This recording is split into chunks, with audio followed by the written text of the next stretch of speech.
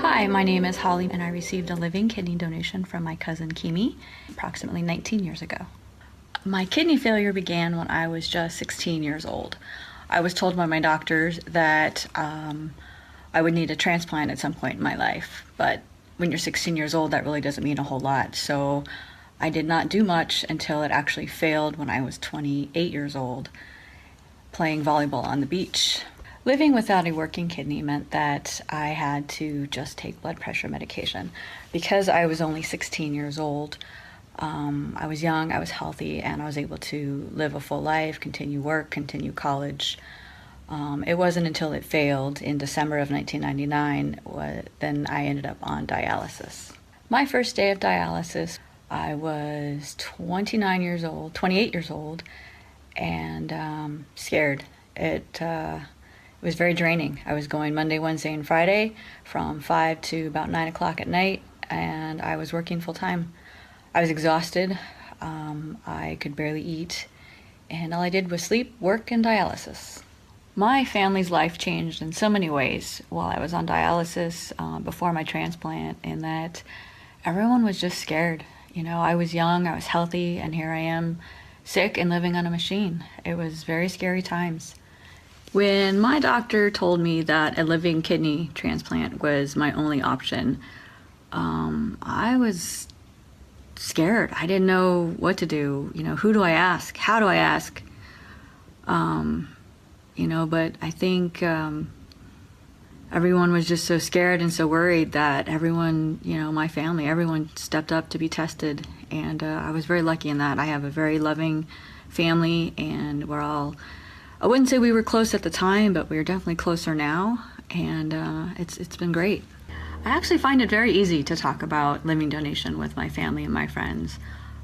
Because of living donation, I am alive.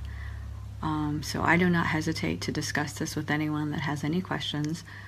Friends and family, strangers have asked me, and it's actually very easy. I was scared that I was gonna die. That's the easiest answer. I knew nothing about organ donation up until I needed one. So yeah, it was very scary. I was very scared. I had no idea what my life was going to be like after. And I'm very lucky that I have been able to pretty much do everything I used to do. The only thing that's really slowing me down is my age. And it has nothing to do with my transplant. You know, a lot of people that I meet even now have no idea that I've had a transplant unless I bring it up or someone I know that brings it up. So I'm not scared anymore, not at all. When Kimi first told me that she was going to be a donor, I felt relief. I was excited. I was scared for her. I was scared for me. Actually, she didn't even tell me. My doctors did. She went and got tested before telling anybody. As soon as she heard I was sick, she got tested, and then I found out.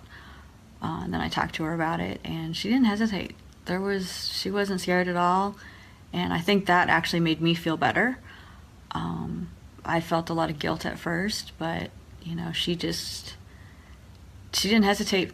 So for me, that made me feel better. So I was very happy for that. I had so many questions about what a kidney donation how a kidney donation would affect Kimi's life. Would she have any problems? Would she be able to go back to her normal life? I know you can live with one kidney, but what happens if something happens to the other one? A lot of those questions were answered, as best doctors can. And I think because she wasn't afraid, I wasn't afraid. I mean, that's the bottom line. She didn't hesitate, and she helped put me at ease a lot more than I think I got in my own head about it. And she was great. And I think her being fearless, and that helped me get through it, and just went about our lives. And it was just the surgery, and we were done. She was in and out of the hospital in a few days, and that actually made me feel a lot better, and that actually had helped me focus on getting better and living my life, just to show what she's done for me, that she's given me a whole new life. Kimi got me through it. I think just her not being afraid helped me not be afraid. That's pretty much the best way I can sum it up. She was fearless, and I think that helped me a lot, and it helped me focus on myself. And because she wasn't worried, I wasn't worried. That's pretty much how we got through it, was just her being brave or putting on a brave face for me. And that was the best thing I could do, was just watch her and watch her reactions, and then that got me through it. We learned together about the procedure. There wasn't a whole lot to go by as far as history. We're going to remove her kidney laparoscopically, which means they were going to do a small incision just below her belly button, and they were going to suck her kidney out through a tube and put it into me. So we were kind of excited about it. I know the doctors were excited about it, and it went obviously very well. We both went into the hospital on Monday. She went home on Wednesday, and I went home that following weekend. And it went as smooth as possible. So it was very exciting for all of us, because moving kidneys laparoscopically was still a very new procedure. On the day of the procedure, Kimi and I saw each other briefly in the morning. It was so early. I don't think we had time to be afraid. We didn't have a whole lot of time to talk.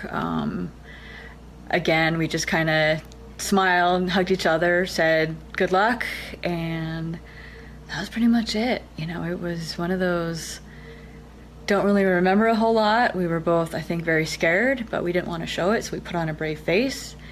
And I think that's why I don't remember a lot about that day. But, once again, I think she put on a brave face, because she certainly helped me get through it. So the timing for our transplant was pretty quick. Kimi and I both went into the hospital on Monday. She was released by Wednesday. I was released by Friday. And I think the most surprising thing was that she went home so quickly, and she was actually went to Vegas for the weekend. And doctors had come in my room to see her, and they were really surprised she was gone. So overall, it was a very quick procedure. It was great. Very lucky that everything went as smoothly as it did. The week in the hospital was obviously recovering and trying to get some strength back.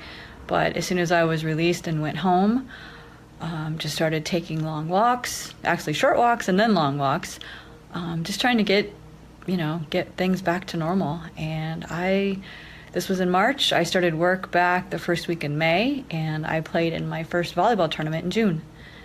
And I have not looked back since. She gave me my life back, and I'm going to continue living my life until I can't.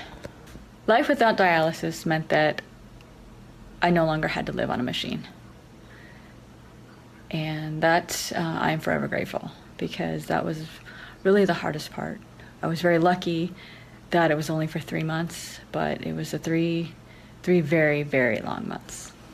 It has now been almost 19 years since I received a kidney from Kimi. I feel grateful, forever grateful, and I will thank her every day for the rest of my life. The relationship I have today with Kimi is obviously much closer than we were before. We talk, every couple of days. We'll text all the time. Because of the distance and living in California and the traffic, we don't see each other as often as possible, but we talk all the time. And, obviously social media helps. That way I can see what she's been doing. She can see what I've been doing.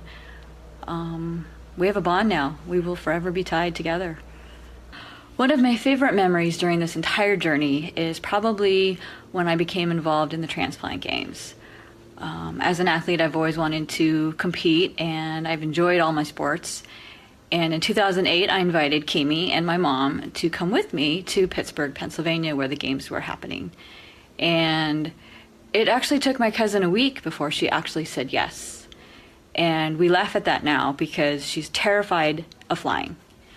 Yet she had no hesitation in donating a kidney to me, yet it took her a week before she realized whether or not she should get on a plane. Eventually she did go, and she had a great time, but she also assured me that was the first and last time she will be going with me. It was too scary. Yet again, she went under surgery to give me a kidney, didn't hesitate. So we kind of joke about that all the time because it's just kind of funny. So I wanted to thank Kimi for her generosity in donating her kidney to me.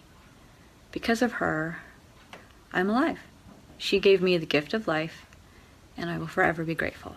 So my advice to others who are currently waiting for a kidney is to stay strong, stay positive, lean on your friends, lean on your family. That's who will get you through this.